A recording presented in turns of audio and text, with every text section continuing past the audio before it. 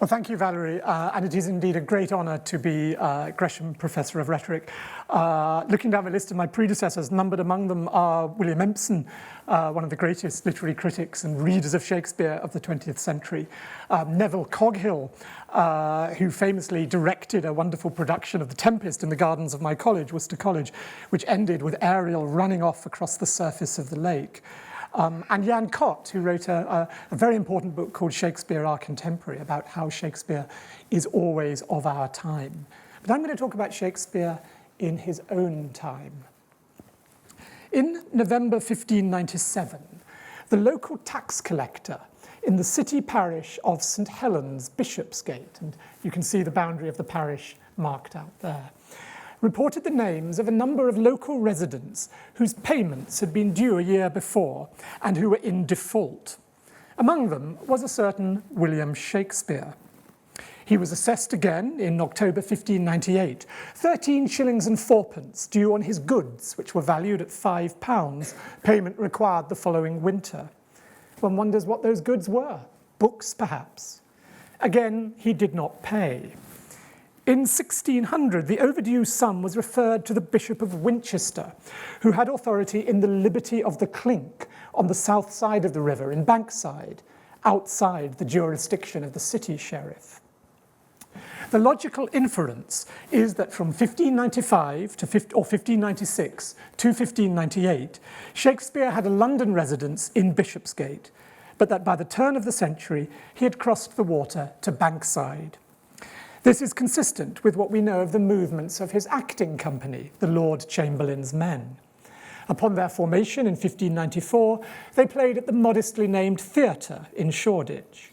In 1597, following problems with their landlord, they moved to the nearby Curtain. Then, between Christmas and New Year 1598, they stole back to the deserted theatre by night, accompanied by an accomplished carpenter called Peter Street and some dozen workmen. They dismantled the structure, put the timbers in storage in Street's yard near the Bridewell jail, until the spring, when they shipped the materials across the river and built the Globe, not far from the site of the reconstruction that stands beside the river today, near Southwark Cathedral. The authorities in the City of London did not approve of playhouses. Theatre in the afternoon meant absenteeism on the part of apprentices and mischief among merchants' wives. The theatres were accordingly located in the Liberties, on the margins of the city. As my first piece of research for this lecture, I walked from St. Helen's Church, Bishopsgate, to Curtain Road, Shoreditch, the site of those first two theatres. It took just under 15 minutes, an easy commute for Shakespeare, during which he could mull over the plays he wrote for his company in those pre-Globe years. And what a group of plays they are. A Midsummer Night's Dream and Romeo and Juliet, Love's Labour's Lost and the Lost Love's Labour's Won, The Merchant of Venice and Much Ado About Nothing, Richard II and the two parts of King Henry IV, in which the Boar's Head Tavern on East Cheap, a 10-minute walk in the opposite direction, is the key location. It made sense for Shakespeare to move across the river in 1599 in order to be close to his new theatre, for which he wrote a new comedy, a new history, and a new tragedy, As You Like It, Henry V, and Julius Caesar. He was out of reach of the taxman, though a couple of years later he moved back into the city, where he lodged in Silver Street, in the home of a French Huguenot called Mountjoy and his wigmaker wife, a dwelling place now buried more or less exactly beneath our feet. Shakespeare could have been fined for not paying his taxes. He could also have been fined for failing to attend church, as his father had been back home in Stratford-upon-Avon. Records are patchy, so we do not know whether he was marked for non-attendance at St. Helen's. But given the duration of his assessment as a resident of the parish, it would be highly unlikely for him never to have darkened his doors. So what would he have found inside? Well, St. Helens survived the Great Fire and the Blitz, though it was badly damaged by IRA bombs in the early 1990s. Here it is with a rather modern setting, but it still stands and is still a place of worship. The first thing one notices going inside the church is a very distinctive double nave. It's a photograph I took last week. Now that is because it was built as a kind of two for the price of one place of worship. There was a wall down the middle. One side was for the lay people of the parish, and the other was for nuns. This part of Bishopsgate was originally occupied by a Benedictine priory. Following the dissolution of the monasteries, the refectory became the livery hall of the leather sellers, and the curtain wall between the two naves was removed, giving the whole church over to the parish. The rest of the priory fell into ruin. There it is at the end of the 18th century. So here in the city, as well as in the country, Shakespeare's England was a place where you could go as a Goth soldier somewhat incongruously does in Titus Andronicus, to gaze upon a ruinous monastery. A place where a metaphor for the ravages of time and the decay of all things could be found in bare, ruined choirs where late the sweet birds sang, an image of a ruined monastery in Shakespeare's 73rd sonnet. A place, that is to say, where reminders of the old Catholic faith were ever present. In Hamlet, the ghost of the father speaks of his residence in purgatory, a Roman Catholic idea that was abolished in Protestant thought, while the son goes to university at Wittenberg, alma mater of Martin Luther, architect of the Reformation. In Measure for Measure, a Puritan called Angelo is pitted against a novice nun called Isabella. One element in the authorial background of that play is the fact that Shakespeare had an aunt called Isabella, who was the prioress of a Benedictine nunnery at Wroxall in Warwickshire near Stratford. But another might be Shakespeare's imagination setting to work as he sat or kneeled, probably bored, one Sunday in St. Helen's Church, Bishopsgate, during his years of residence in the parish. As he thought of that old curtain wall, the embodiment of the boundary between the enclosed priory and a bustling city of commerce, legal dispute, and sexual intrigue, the seed might have been sown for a dark comedy in which a pimp visits a nunnery in the heart of a steamy city, Measure for Measure. But that is speculation. What we can say for sure is that there were a number of monuments in the church. Among them, just above an imposing altar tomb in the nave of what was originally the nuns' half, there was a memorial to one William Bond, died 1576.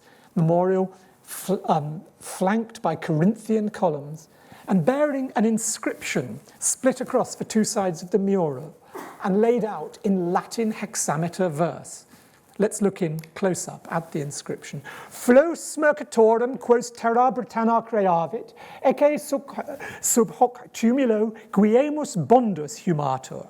And so it goes on. I won't read it all, but the key lines for my purposes are Magnanimum Graeci mirantor Jasona vates, aurea de gelido retulit quia veleri faci, hic jacet argolico mercator Jasone major. I'll explain, to take the key points. Bond, buried here, is described as the flower of merchants. Born of Britannia, he has sailed the seas, braving great dangers, in order to enrich his native land with foreign merchandise. As ancient poets have praised Jason for winning the golden fleece from the king of Colchis, so Bond must be praised because he is a new Argonaut, a greater Jason, who has won many fleeces, vast quantities of gold. Death cannot overcome the honoured memory of this flower of merchants. That's a loose translation. So Bond was an alderman and sheriff of the city who, as the monument makes clear, accumulated great wealth as a merchant adventurer. He was incidentally the brother of Sir George Bond, who became Lord Mayor of London in the Armada year, which happens to be the first year when William Shakespeare is recorded in London, acting for his family in a legal case. I'm intrigued by the thought of Shakespeare in that church, which still stands today, reading this inscription on Bond's monument. Or, if not Shakespeare himself, then certain members of the theatre audience at the curtain doing so. Or indeed, readers of the scripts of Shakespeare's plays that were available from the booksellers a 15-minute walk away in St. Paul's churchyard. Intrigued for two reasons. First, the obvious fact that the monument, the inscription is written in Latin. The monument itself shows Bond and his wife and their 6 sons and 1 daughter kneeling at prayer. This is to reveal their piety and the sure hope of the eternal salvation of Mr. Bond's soul. But those flanking Corinthian pillars and the language in which the inscription is written are reminders to the viewer that even, or maybe especially, because the Church and state of England had broken from the Roman Church, the culture of Elizabethan England measured itself by, forged itself in the image of, ancient Rome. Latin was the language of the grammar school.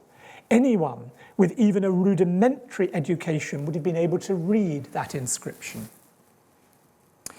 The second matter of interest is the comparison used to praise William Bond and to assert his fame. He is described as another Jason, and his merchant sailors are seen as new Argonauts. The comparison is a perfect example of a way of thinking that was utterly characteristic of the age of Shakespeare. Understanding and judgment in the present are shaped and bolstered by measurement against the classical past, evocation of the examples of ancient Greece and Rome. We may date Shakespeare's play The Merchant of Venice with a degree of certainty. In a book published in 1598 that reveals close knowledge of Shakespeare's plays on stage, a clergyman named Francis Mears listed it among Shakespeare's comedies. In July that year, it was registered for publication. A reference to a ship called the Andrew suggests a date of late 1596 or early 1597, because that was the time when a Spanish vessel called the St. Andrew was much in the news, having been captured during the assault on Cadiz. So Shakespeare's merchant adventurer play was written while he was a resident in the parish of St. Helens. Now listen to Bassanio in the opening scene. In Belmont is a lady richly left, and she is fair, and fairer than that word of wondrous virtues. Nor is the wide world ignorant of her worth, for the 4 winds blow in from every coast renowned suitors, and her sunny locks hang on her temples like a golden fleece, which makes her seat of Belmont Colchos strand, and many Jasons come in quest of her. Then there is fellow adventurer Gratiano, after Bassanio achieves the rich prize of Portia's fortune. How doth that royal merchant, good Antonio? I know he will be glad of our success. We are the Jasons, we have won the fleece. Now, I'm not trying to suggest that Shakespeare made the comparison between Bassanio and Jason as a result of reading the words on the monument in the church, comparing William Bond to Jason, though it is a nice coincidence that the word bond is at the very heart of the play. 39 of the 73 Shakespearean occurrences of that word are in The Merchant of Venice, mostly in the context of the bond between Antonio and Shylock over a loan and a pound of flesh. Remember, Shylock keeps talking about that bond. But my point is rather that Shakespeare the dramatist and the anonymous author of the inscription in Latin hexameter verses on Bond's funeral monument share a frame of mind in which they reach instinctively for the example of Jason as they extol the exploits of a modern merchant adventurer. During the 1560s, while Bond was making his fortune by land and sea, Arthur Golding, whom we'll be meeting again in this series of lectures, was at work on his English translation of Ovid's Metamorphoses, which would be Shakespeare's favourite book, and in which the story of Jason and the Argonauts was transmitted to an Elizabethan readership. In his prefatory epistle, Golding explained that the good success of Jason in the land of Colchos, and the doings of Medea since, do give to understand that nothing is so hard, but pain and travail do it win.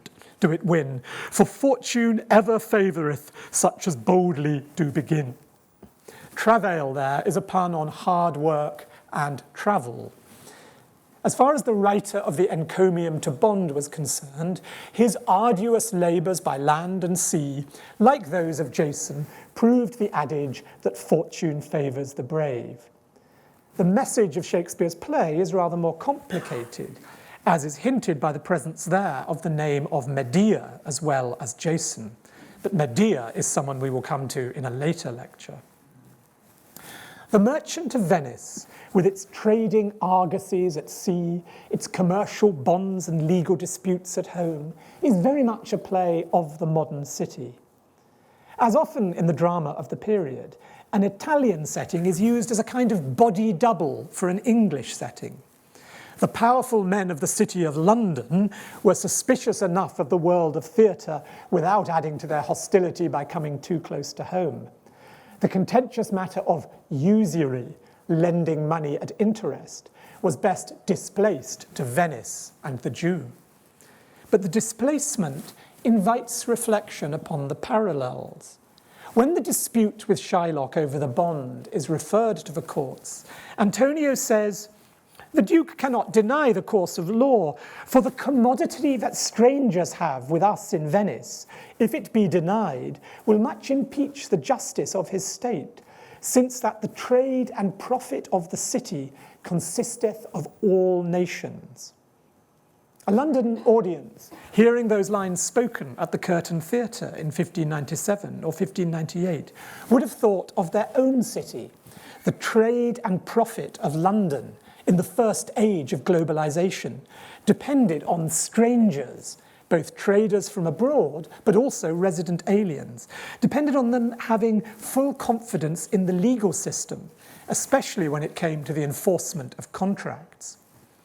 For Shakespeare's original audience, there was a clear sense in which the conduct of business on the Rialto mirrored that in the Royal Exchange in London. So it is, to say the least, suggestive that Shakespeare hatched the play when he lived in Bishopsgate. For in St. Helen's Church, he would have seen the tomb of the most famous merchant of London, Sir Thomas Gresham. It is indeed the very altar tomb just below the monument to William Bond. There it is. Furthermore, one of the landmarks of the parish of St. Helen's was Gresham's mansion. We will come in a moment to what was going on there while Shakespeare was writing and premiering The Merchant of Venice. But first, let us walk 500 yards down the road to the building that was opened by Queen Elizabeth I in January 1571 on a site provided by the City of London Corporation and the Worshipful Company of Mercers. At the suggestion of his factor, Gresham had the vision of a commercial centre for the city. Having made his money as a businessman in the Low Countries, he had a model to hand. The design of the Royal Exchange was based on that of the Bourse in Antwerp, the city that had been Europe's greatest trading centre throughout the first half of the 16th century. So it is that in Thomas Heywood's play, If You Know Not Me, You Know Nobody, it's a biographical play about Queen Elizabeth, performed and published just after her death, it combines the story of the building of the Royal Exchange with the defeat of the Spanish Armada. And there's a scene where a lord is imagined standing in front of this brand new building, the first Royal Exchange, saying that he has never seen a goodlier frame in all his life. He says, "Yet I have been in Venice, in the Rialto there called St. Mark's." The Rialto at that time was thought of as the whole of that region, not just the bridge. "I have been in Venice, in the Rialto there called St. Mark's. Mark's, 'tis but a bauble compared to this. The nearest that which most resembles this is the great Bourse in Antwerp, yet not comparable either in height or wideness, the fair cellarage or goodly shops above. O my Lord Mayor, this Gresham hath much graced your city London. His fame will long outlive him," as indeed it has. Thank you, Sir Thomas, for bringing us here today. But now look at an engraving of the Bourse in Antwerp that was Gresham's model. That's the large illustration here. What I'm interested in is the tabular inscription at the bottom, which is headed SPQA. That is to say, Senatus Populusque Antwerpum. Rome was the centre of the ancient world. Thus, Antwerp proclaims itself the centre of the modern world. And for a time, that boast was justified. The historian Fernand Braudel argues that by the mid-16th century, Antwerp had become not merely the richest city in Europe, but the centre of the entire international economy. In this, it was the true successor to Venice. But as Venice had begun its long, slow decline, so Antwerp's moment passed. The religious wars in the Low Countries broke out in the 1560s, and in 1576 the city was sacked in a fit of what was known as Spanish fury. Gresham's timing was impeccable. If Venice was Antwerp's predecessor, London was its successor. As the Bourse had taken over from the Rialto, now the Royal Exchange took over from the Bourse as the engine room of the world economy. And you can see the similarity of the design here. This is the first Royal Exchange, which of course was destroyed in the Great Fire. So each great trading city in early modern Europe thus sought to outdo the others in claiming to be the modern descendant of ancient Rome.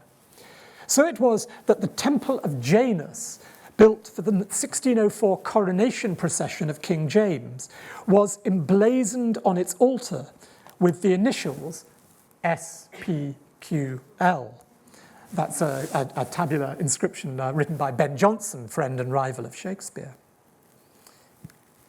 Senatus populusque Londinium. Shakespeare lived in a neo-Roman world. He was drilled in that idea from an early age. His own plays were part of a national project to invent a new cultural heritage on the model of ancient Rome, not least as a form of resistance to the Catholic authority of modern Rome. Look around Shakespeare's London. His culture, visually, verbally, and in its customs, was as steeped in the examples of antiquity as it was in the habits of Christianity. Yes, the skyline of the famous Vischer panorama of London is dominated by the tower of Old St. Paul's and dozens of church spires. But the engraving's inscriptions are in Latin. The title is Londinum Florentissima Britanniae Urbs Emporium Quae Toto Orbe Celeberinum. In other words, London, the most flourishing city of Britain, the greatest emporium of the world. That idea taking over from Antwerp as the emporium, the trading centre of the world. And the river flowing through the middle is Tamisus Fluvius, an allusion to the Tiber flowing through ancient Rome. And the theatres in the foreground, here are the theatres on the south bank. Those were of a structure, an architecture that, as the tourist Johannes de Witt put it when sketching the Swan Theatre, seems to bear the appearance of a Roman work. Indeed, in labelling the parts of the theatre for the benefit of a friend back home in the Netherlands, de Witt used Roman terms. Proscenium for the stage, Memorum Ides for the tiring house, the backstage area, Planetes sive arena, planetes or arena for the pit, the yard, the area where the groundlings would have stood around the stage, Ingressus for the exit. Elsewhere in his book Observationes Londiniensis, Observations of London, which only survives in fragmentary form, de Witt noted that London had 4 theatres, and he called them amphitheatra, clearly a classical term. If we follow another European tourist around London in 1599, the year when Shakespeare moved from Bishopsgate to Southwark, we find allusions to ancient Rome everywhere. The man in question is Philip Hentzner, a tutor accompanying a minor German aristocrat on his grand tour. And this is what Hentzner writes when he arrives in London in his notebook. London, the head and metropolis of England, called by Tacitus Londinium, by Ptolemy Logidinium, by Ammianus Marcellinus Lundinium, by foreigners Londra and Londres, It is the seat of the British Empire, the chamber of the English kings, and was originally founded, all historians agree, by Brutus, who, coming from Greece into Italy, thence into Africa, next to France, and last into Britain, chose this situation for the convenience of the river, calling it Troia Nova, which name afterwards was corrupted into Trinovant. But when Lud, the brother of Cassibelan, who warred against Julius Caesar, as Caesar himself mentions, Book 5, De Belli Gallicae, Caesar's book about the Gallic Wars, when Cassibelan came to the crown, he encompassed it with strong walls and towers artfully constructed, and from his own name called it Lud's City.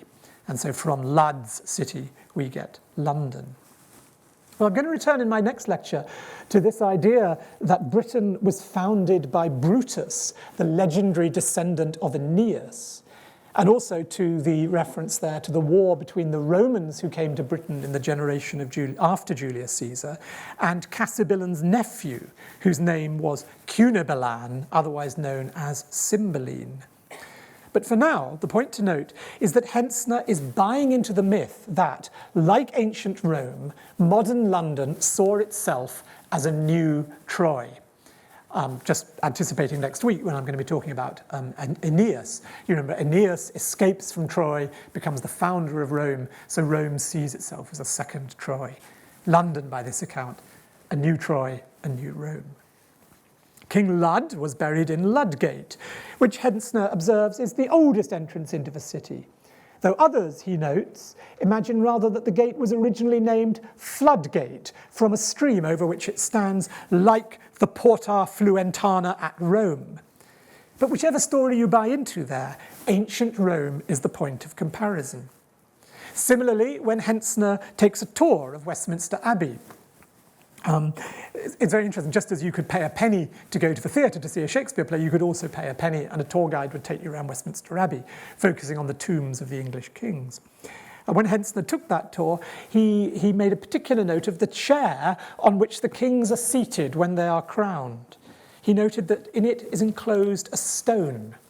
He attributed the sacred power of that stone to the Judeo-Christian tradition.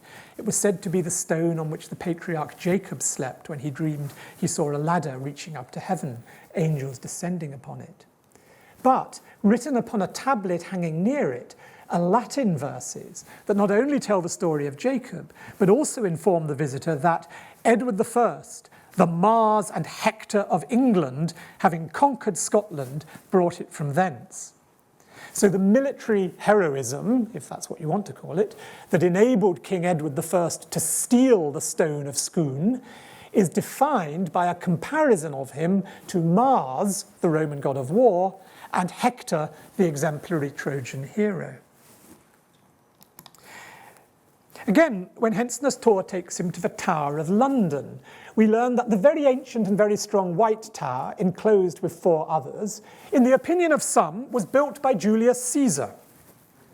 The tower that we see correctly as a symbol of the Norman conquest, the Elizabethans, fancifully, construed as a vestige of the Romans in Britain.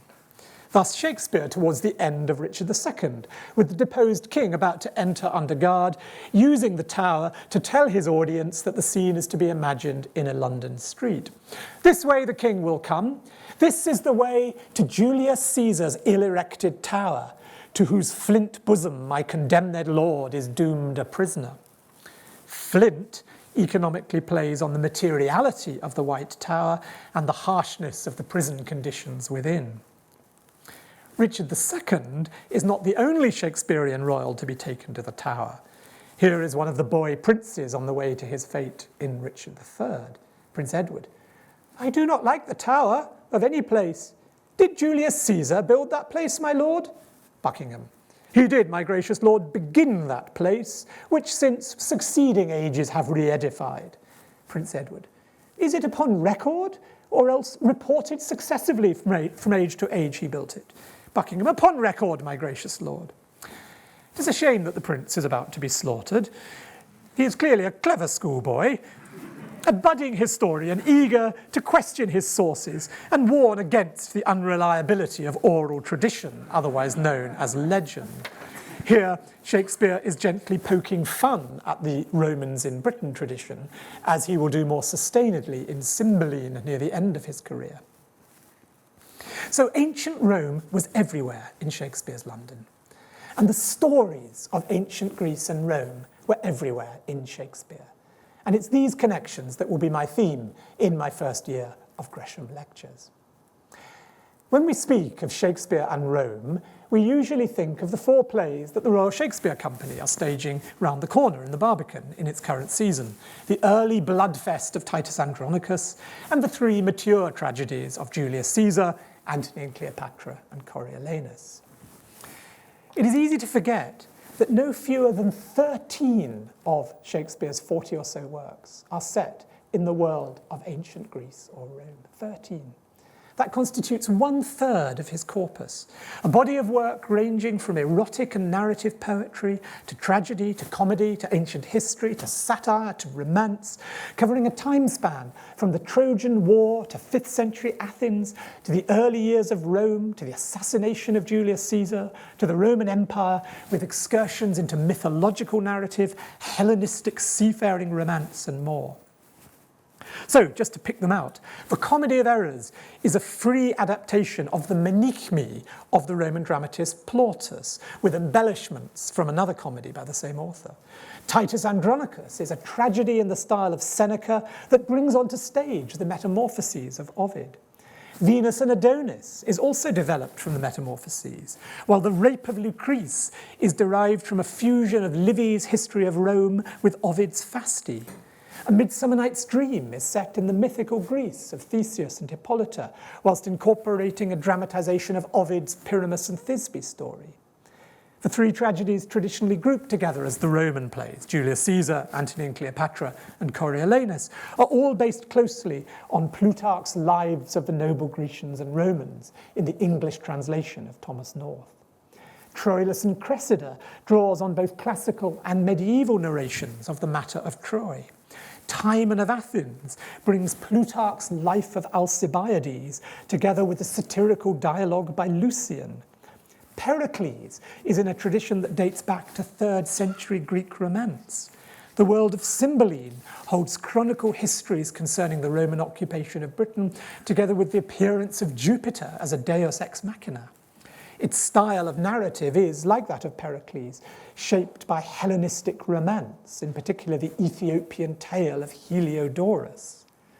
Among Shakespeare's characters are not only famous figures from the classical tradition, such as Venus and Hymen, Theseus and Hippolyta, Achilles and Hector, Lucrece, Alcibiades, Caesar and Cleopatra, but also soothsayers, Goths sacking Rome, and by report the Delphic oracle of Apollo.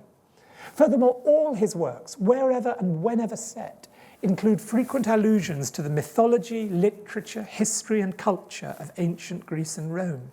And his favourite books were either classical works or contemporary ones influenced by the classics. Where did all of this begin? Patterns of thought are learned at school.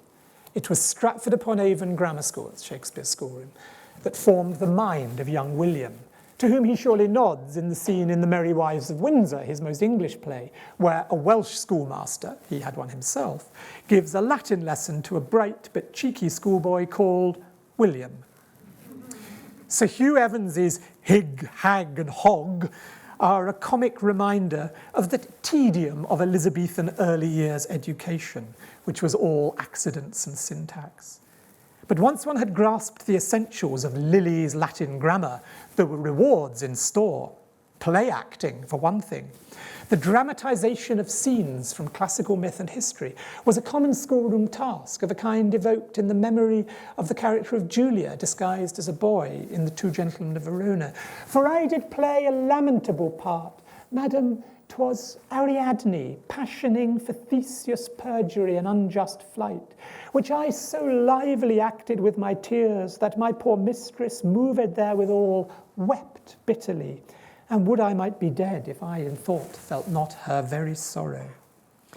Emotional education, the art of passioning, interpreting the passions, is taught by way of a dramatization of one of the stories in Ovid's Heroides, Ariadne deserted by Theseus. the rhetorical art of persuading listeners to change their minds here becomes a dramatic art of moving an audience to tears in anticipation of the player's famous speech in Hamlet. Then there were exemplary stories. In Titus Andronicus, a schoolboy's book is the device whereby the silenced and mutilated Lavinia reveals her own history. Soft, so busily she turns the leaves. What would she find? Lavinia, shall I read? This is the tragic tale of Philomel, and treats of Tereus' treason and his rape. And rape, I fear, was root of thine annoy. Storytelling was Shakespeare's method of making sense of the world, and no stories caught his imagination more fully than those of classical antiquity. What books readeth your master unto you? Asks the interlocutor's voice in a language textbook printed in 1591 by Shakespeare's schoolfellow from Stratford, Richard Field, who came to London and became an important printer. He readeth Terence, Virgil, Horace, Tully's offices. Shakespeare's encounters with these authors in grammar school laid the foundations of his art. Terence introduced him to comedy, Virgil to the heroic idiom, Horace to lyrical, occasional and satirical poetry, and Tully, the other name for Cicero, to thoughtful reflection upon ethics, politics and public duty. But it wasn't only the stories, the character types and the literary genres. Most fundamentally, it was at the grammar school that Shakespeare learnt the art of rhetoric, the persuasive use of words, the elaboration of linguistic figures, the ability to argue both sides of a case. The art of rhetoric provided him with the building blocks of his literary achievement. That was his technique, his mode of writing. And it brings us back to the parish of St. Helen's Bishopsgate during Shakespeare's residence there in the late 1590s. Why are we here today? Because Sir Thomas Gresham specified in his will that his house in that parish in Bishopsgate should be turned into a college where a professor of rhetoric should enlighten the citizens of London upon that subject. The solemn rhetoric lecture is to be read twice every week in the term time upon Saturday. Sorry, we've changed the day. Whereof the first must be in Latin from 8 o'clock until 9 o'clock in the forenoon of the same day. I promise I wasn't here at 8 o'clock reading this in Latin. And the later to be in English from 2 o'clock in the afternoon until 3 o'clock of the same day. So lectures delivered twice. And this is extraordinary because at Oxford and Cambridge, the only universities at the time, everything was in Latin. In Latin for the university-educated and the international visitors. London was becoming a place of intellectual as well as commercial exchange, and Latin was the international language. And then in English for those who had not had the benefit of an Oxford or Cambridge education. Perhaps even for such people as the country grammar school boy who was making a splash in the theatre world, despite being mocked by the Oxbridge writers as an upstart crow. Of course, it is a fancy to imagine Shakespeare taking a break from the rehearsal of The Merchant of Venice or the writing of Hamlet and popping over the road to listen to Richard Ball delivering the inaugural Gresham lecture on rhetoric during Michaelmas term 1598. But people who attend public lectures are often the kind of people who also attend plays, are they not? So it is by no means fanciful to suppose that some of Shakespeare's original City of London audience would have been at some of those early lectures on rhetoric.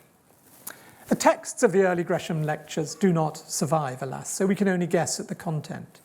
But as good a guess as any would be to imagine that the inaugural lecture began along lines similar to these.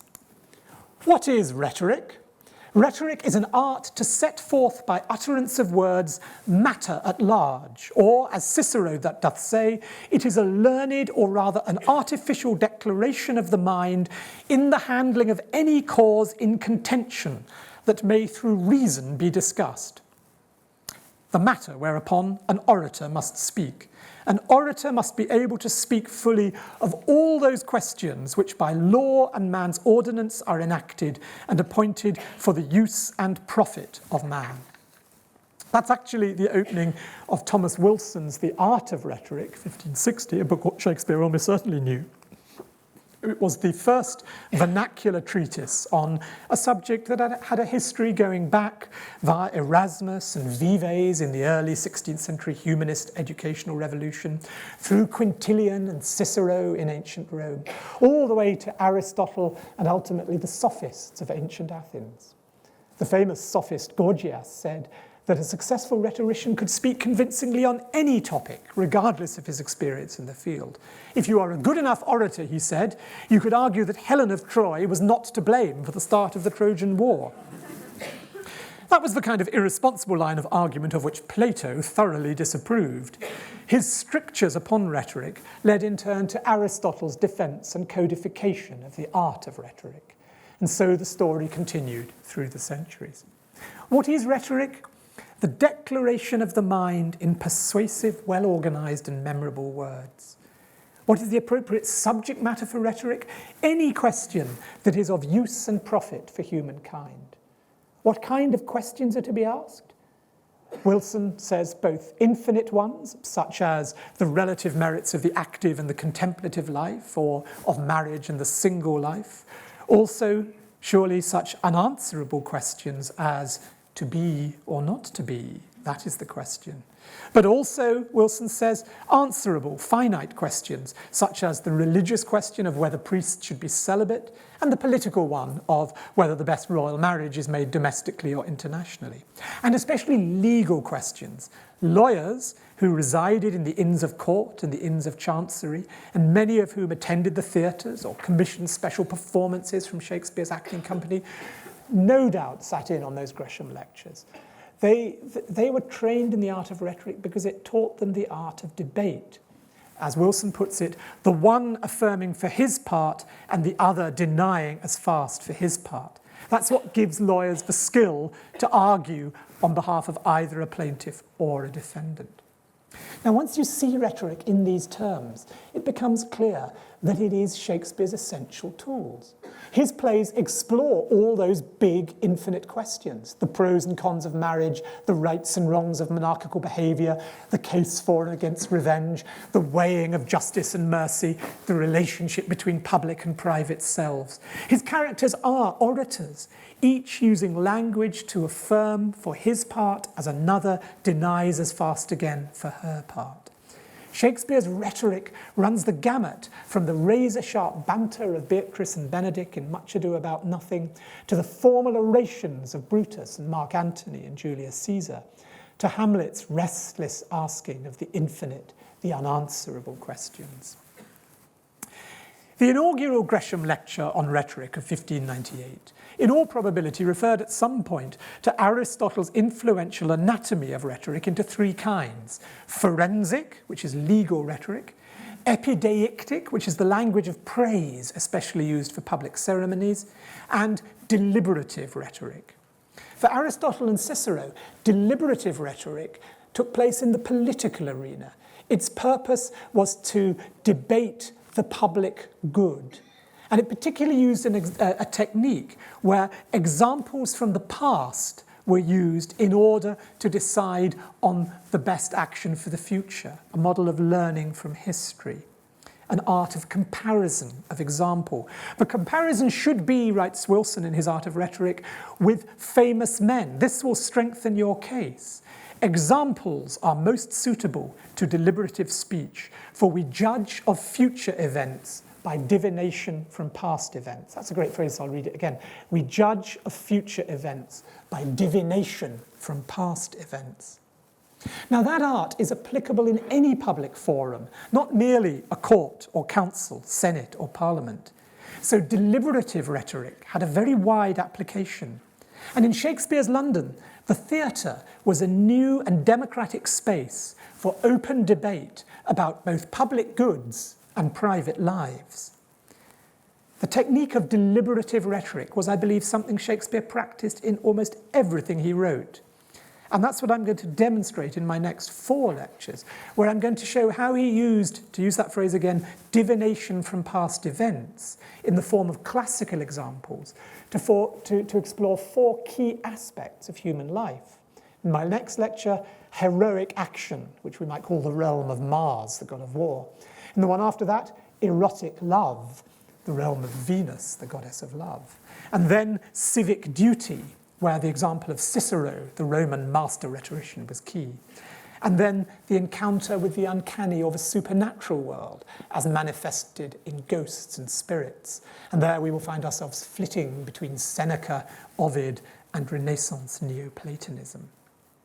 But to end today on a slightly lighter note, although I will be arguing that Shakespeare's imagination was shaped by the art of rhetoric, and particularly this idea of divination from the classical past, the use of classical examples, he was far too clever to be content with the elaboration of ingenious verbal tropes and schemes to which this ancient art was often reduced in the teaching and writing of his age.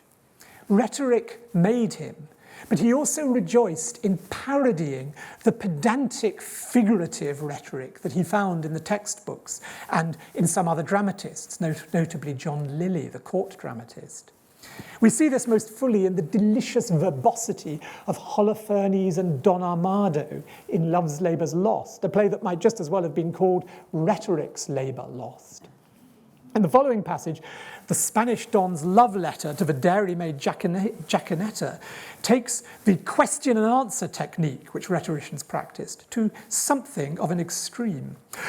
The magnanimous and most illustrate King Cophetua, you see the classical example, set eye upon the pernicious and indubitable beggar Xenelathon, and he it was that might rightly say veni vidi vici, which to anothanonize in the vulgar, oh base and obscure vulgar videlicet, he came, saw, and overcame. He came, one, saw, two, overcame, three. Who came? The king. Why did he come? To see. Why did he see? To overcome. To whom came he? To the beggar. What saw he? The beggar. Who overcame he? The beggar. The conclusion is victory. On whose side? The king's. The captive is enriched. On whose side? The beggar's. The catastrophe is a nuptial. On whose side? The king's. No, on both in one or one in both. And so forth.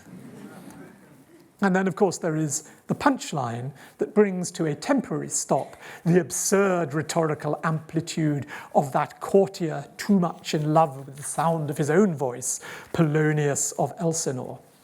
I will be brief. My liege and madam, to expostulate what majesty should be, what duty is, why day is day, night is night, and time is time, were nothing but to waste night, day, and time. Therefore, since brevity is the soul of wit, and tediousness the limbs and outward flourishes, I will be brief. Your noble son is mad. Thank you.